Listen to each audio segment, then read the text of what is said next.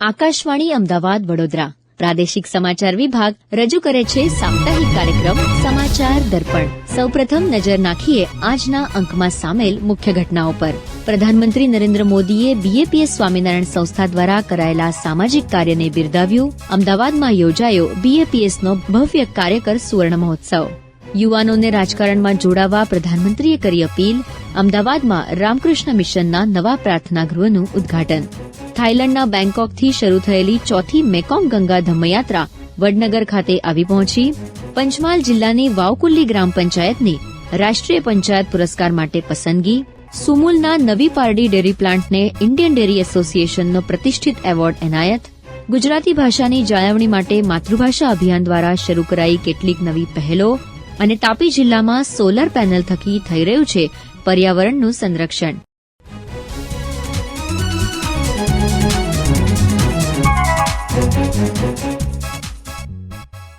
નમસ્કાર શ્રોતા મિત્રો. આપણા દેશમાં સેવા અને આધ્યાત્મની પ્રાચીન પરંપરા છે. દેશના ખૂણે ખૂણે વિવિધ સંપ્રદાયો દ્વારા સેવાના અવિરત કામ થઈ રહ્યા છે. એમાંથી જ એક છે બોચાસણવાસી અક્ષર પુરુષોત્તમ સ્વામિનારાયણ સંસ્થા તરીકે ઓળખાતી બીએપીએસ સંસ્થા. તાજેતરમાં બીએપીએસ દ્વારા ભવ્ય કાર્યકર સુવર્ણ મહોત્સવ ઉજવાયો. અમદાવાદના નરેન્દ્ર મોદી સ્ટેડિયમ ખાતે યોજાયેલા આ કાર્યક્રમમાં પ્રધાનમંત્રી નરેન્દ્ર મોદીએ વર્ચ્યુઅલ માધ્યમથી કાર્યકરોને સંબોધન કર્યું અને બીએપીએસ દ્વારા વૈશ્વિક સ્તરે ચાલી રહેલા સામાજિક અને માનવતા કાર્યની પ્રશંસા કરી. તો સાંભળીએ પ્રધાનમંત્રી નરેન્દ્ર મોદીને.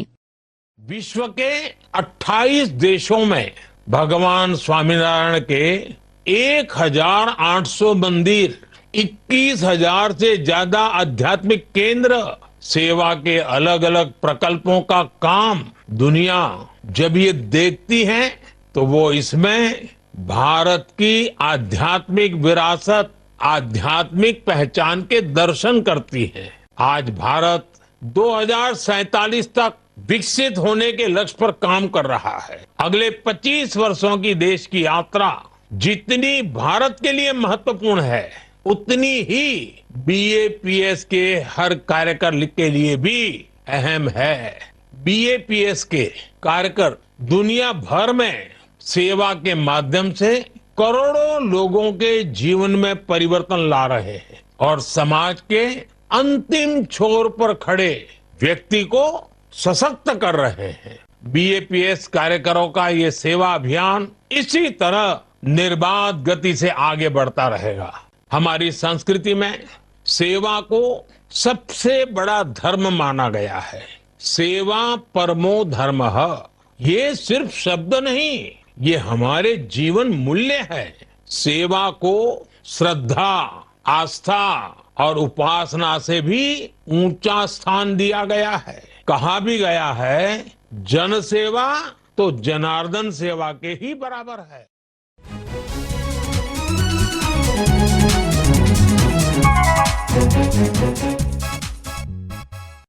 આપણો દેશ યુવાનોનો દેશ છે. થોડાક દિવસોમાં વિશ્વભરમાં ભારત સૌથી વધુ યુવા ધરાવતો દેશ બનશે. સ્વામી વિવેકાનંદના સપનાના ભારતના નિર્માણમાં અને 2047 સુધીમાં દેશને વિકસિત અને આત્મનિર્ભર બનાવવા પ્રધાનમંત્રીએ યુવાનોને અપીલ કરી છે. અમદાવાદમાં યોજાયેલા રામકૃષ્ણ મઠના કાર્યક્રમમાં પ્રધાનમંત્રીએ યુવાનોને રાષ્ટ્ર નિર્માણ માટે રાજકારણમાં જોડાવા અપીલ કરી હતી. आज हमारा भारत तेज गति से आगे बढ़ रहा है. स्वामी विवेकानंद मानते थे कि युवा शक्ति ही राष्ट्र की रीढ़ होती है. आज हम अमृत काल की नई यात्रा शुरू कर चुके हैं. हमने विकसित भारत का अमोघ संकल्प लिया है. हमें इसे पूरा करना है और तय सीमा में पूरा करना है. आज भारत विश्व का सबसे युवा राष्ट्र है. आज भारत का युवा विश्व में अपनी क्षमता और सामर्थ्य को प्रमाणित कर चुका है. ये भारत की युवा शक्ति ही है जो आज विश्व की बड़ी बड़ी कंपनियों का नेतृत्व कर रही है. ये भारत की युवा शक्ति ही है जिसने भारत के विकास की कमान संभाली हुई है.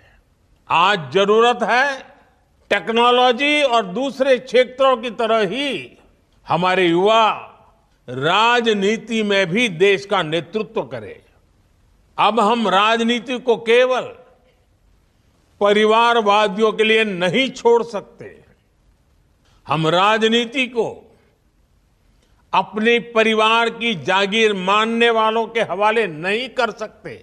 हमारा संकल्प है हम आने वाले समय में 1 लाख प्रतिभाशाली और ऊर्जावान युवाओं को राजनीति में लाएंगे और ये युवा 21वीं सदी के भारत की राजनीति का नया चेहरा बनेंगे, देश का भविष्य बनेंगे।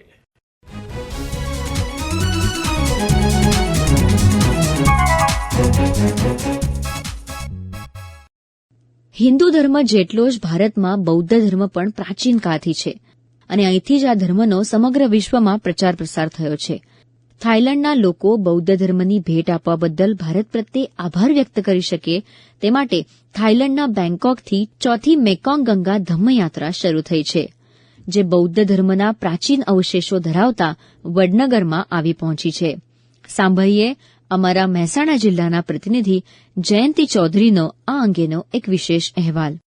થાઇલેન્ડના બેંકોક ખાતેથી શરૂ થયેલી મેકોંગ ગંગા ધર્મયાત્રા નામની ચોથી ધર્મયાત્રા વડનગર ખાતે આવી પહોંચી હતી. આ ધર્મયાત્રામાં થાઇલેન્ડના પ્રતિનિધિ મંડળે વડનગર ખાતે બૌદ્ધ મોનેસ્ટ્રી અને પ્રેરણા સ્કૂલની મુલાકાત લીધી હતી. ભારતમાં 2 થી 10મી ડિસેમ્બર દરમિયાન મેકોંગ ગંગા ડેક્લેરેશન ઓન ધર્મ સેન્ચુરી એટલે કે ધર્મ શતાબ્દી પર મેકોંગ ગંગા ઘોષણા માટેના માર્ગો પટનાના બોધગયા, નવા દિલ્હી અને ગુજરાતનો છે. શાંતિ માટે સદાચારી કાર્યોને પ્રોત્સાહન આપવા માટે તમામ ધર્મના ધર્મ સિદ્ધાંતોને સાથે ડેક્લેરેશન ઓન ધર્મ સેન્ચુરી જાહેર કરવામાં આવશે. આ યાત્રાનો ઉદ્દેશ મેકોંગ અને ગંગા સંસ્કૃતિ વચ્ચે સાંસ્કૃતિક અને આધ્યાત્મિક જોડાણને વધુ મજબૂત બનાવવા, બૌદ્ધ ધર્મનો ઉપદેશનો વિશ્વભરમાં ફેલાવવા, પર્યાવરણીય ચેતના વધારવા અને સંઘર્ષ પર શાંતિને પ્રોત્સાહન આપવાનો છે. જયંતિ ચૌધરી, મહેસાણા.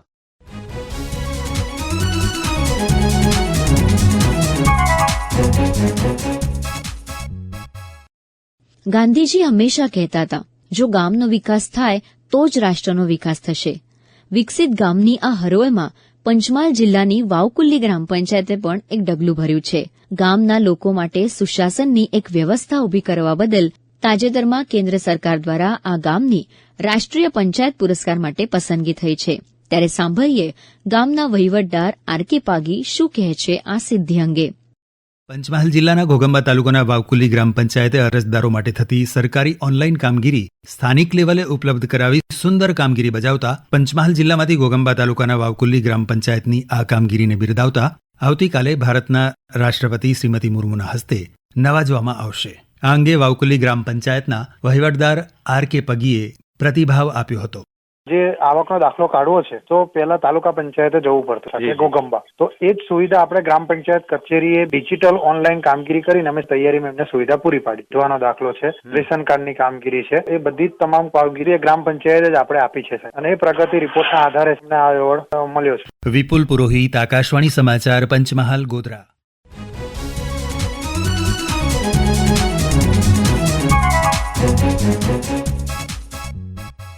હમણાં જ આપણે ગામના વિકાસની વાત કરી. ગામનો વિકાસ સહકારી ક્ષેત્ર વગર અધૂરો છે.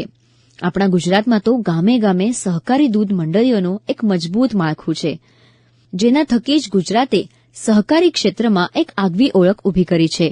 તાજેતરમાં સુરત જિલ્લાની સુમુલ ડેરીના નવા પારડી ડેરી પ્લાન્ટને ઇન્ડિયન ડેરી એસોસિએશનનો પ્રતિષ્ઠિત એવોર્ડ એનાયત થયો છે, જે સમગ્ર રાજ્ય માટે અને ખાસ કરીને રાજ્યના સહકાર ક્ષેત્ર માટે ખરેખર ગૌરવની વાત છે. તો સાંભળીએ આ અંગે ડેરીના નિયામક જયેશ પટેલનો પ્રતિભાવ. સુરત તાપી જિલ્લાના 2.5 લાખ પશુપાલકોની જીવાદોરી સમાન સંસ્થા સુમુલ ડેરી એના અમૃતકાળમાં પ્રવેશી છે અને તમે જો તો જે રીતની ખાસ કરીને 2.5 લાખ પશુપાલકો માટે જીવાદોરી સમાન આ સંસ્થા ઉત્તરોત્તર પ્રગતિ કરી રહી છે અને તેઓ જની સંસ્થા ઇન્ડિયન ડેરી તરફથી પ્રતિષ્ઠિત એવોર્ડ સુમુલ ડેરીને એનાયત થયો છે. ખૂબ જ ગૌરવની વાત છે. સુમુલ ડેરી એના 2.5 લાખ પશુપાલકો માટે હર હંમેશ નવી નવી ટેકનોલોજીનો ઉપયોગ કરીને અદ્યતન ટેકનોલોજીથી દૂધની વ્યવસ્થાપન થાય એ દિશામાં હરહંમેશ પ્રયત્ન કરતી છે અને મોદી સાહેબનું પણ સપનું છે કે આવનારા દિવસોમાં પશુપાલકો ખેડૂતોની આવક બમણી થાય એના માટે ટેકનોલોજીનો સતત ઉપયોગ થાય એના અનુસંધાનમાં જે રીતે સુમુલ ડેરીએ કામ કર્યું છે ખૂબ જ ગૌરવ અપાવ્યું છે. પશુપાલકોમાં ખૂબ જ મોટો આનંદ થયો છે.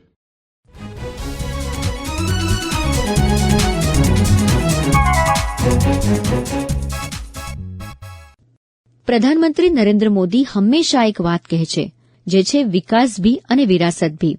આપણી ભાષા એ આપણા વિરાસતનું એક મહત્વનું પાસું હોય છે. ભાષાની જાળવણી માટેના દરેક પ્રયાસ ખરેખર આવકારજનક હોય છે. ગુજરાતી ભાષાની જાળવણી માટે છેલ્લા ઘણા વર્ષોથી માતૃભાષા અભિયાન દ્વારા આગવું કાર્ય થઈ રહ્યું છે. તાજેતરમાં માતૃભાષા અભિયાને અલગ અલગ વયના લોકો માટે ઘણી બધી નવી પહેલો શરૂ કરી છે, જે અંગે માહિતી આપી રહ્યા છે સંસ્થાના વરિષ્ઠ કાર્યકર ભાવિન શેઠ. આપણા વડાપ્રધાન શ્રી નરેન્દ્ર મોદી જ્યારે ગુજરાતમાં મુખ્યપ્રધાન હતા ત્યારે વાંચે ગુજરાત કરીને એક અભિયાન ચાલુ થયું હતું. બસ એ જ ગાળામાં માતૃભાષા અભિયાન અંતર્ગત ઓક્ટોબર માસમાં 2013ની સાલમાં ફક્ત 5 જ જગ્યાએ પુસ્તકની પરબની શરૂઆત થઈ. હાલ અમદાવાદમાં 25 જેટલી અલગ અલગ જગ્યાએ પુસ્તક પરબની પ્રવૃત્તિ થાય છે અને આખા ગુજરાતમાં લગભગ 80 જેટલી જગ્યાએ પુસ્તકની પરબ થાય છે. અત્યાર સુધીમાં લગભગ 10 લાખ પુસ્તકો લોકો સુધી પહોંચ્યા છે, લોકોએ વાંચ્યા છે અને આ પ્રવૃત્તિને વધાવી છે. માતૃભાષા અભિયાન અંતર્ગતનો બીજો એક બહુ જ જાણીતો પ્રકલ્પ છે દાદા દાદીનો ઓટલો. દાદા દાદીના ઓટલામાં બાળકોની સાથે દાદા દાદી ગીત, સંગીત, રમત, જોડકણા આ બધું પરફોર્મ કરે છે અને બાળકોને જ્ઞાન સાથે ગમ્મત આપે છે. તહેવારોનું મહત્ત્વ, પર્યાવરણનું મહત્ત્વ, શિસ્ત કેવી રીતે જાળવી શકાય એ વાર્તાના ફોર્મમાં દાદા દાદી બાળકોને કહે છે. એવી જ રીતનો બીજો અમારો પ્રકલ્પ છે ગોઠડી અને પરસ્પર. ગોઠડી અને પરસ્પરમાં અમે કોઈ જાણીતા વક્તા દ્વારા એમની પોતાની જર્ની વિશે અથવા કોઈ કૃતિ વિશે રસાસ્વાદ કરાવે છે કે જેના કારણે કોઈ એક કૃતિ કોઈએ વાંચી ન હોય તો આખો રસાસ્વાદ એ માણે તો કૃતિમાં શું કહેવા માગે છે એ નવા યુવાનોને ખ્યાલ આવે અને એ પુસ્તક વાંચવા તરફ પ્રેરાય. એ ઉદ્દેશથી અમે ગોઠડી અને પરસ્પરનો આ પ્રકલ્પ પણ નિયમિત મહિનામાં એકાદ વાર કરીએ છીએ. અમારો એક બહુ જ જાણીતો પ્રકલ્પ છે એ છે બાળ સાહિત્ય શનિ સભા. દર મહિનાના પહેલા અને ત્રીજા શનિવારે કેટલાક સાહિત્યકારો કે જે બાળકો માટે કંઈક લખવા ઈચ્છતા હોય એ લોકો અમારી આ બાળ સાહિત્ય શનિ સભામાં આવે છે અને બાળ સાહિત્ય લખતા થયેલા છે.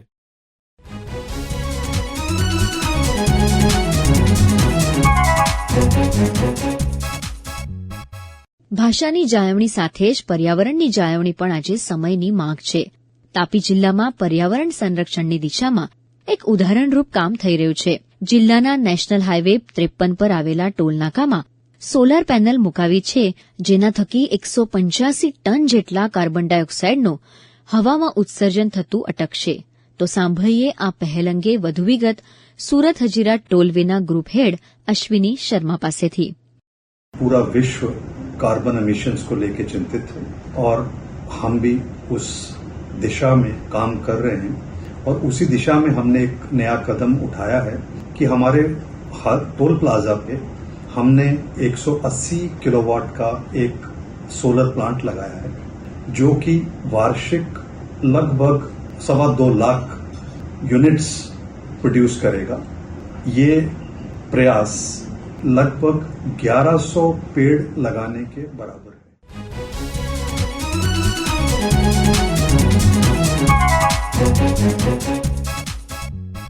આ સાથે સમાચાર દર્પણ કાર્યક્રમનો આજનો અંક પૂર્ણ થયો. ફરી મળીએ આવતા મંગળવારે નવા અંક સાથે. સમાચાર દર્પણ કાર્યક્રમ આકાશવાણી અમદાવાદ વડોદરાના પ્રાદેશિક સમાચાર વિભાગ દ્વારા દર મંગળવારે રાત્રે 9:15 રજૂ કરવામાં આવે છે. નમસ્કાર. સંકલન વિધિ મોદી, લેખન, સંપાદન અને રજૂઆત અપર્ણા ખુંટ.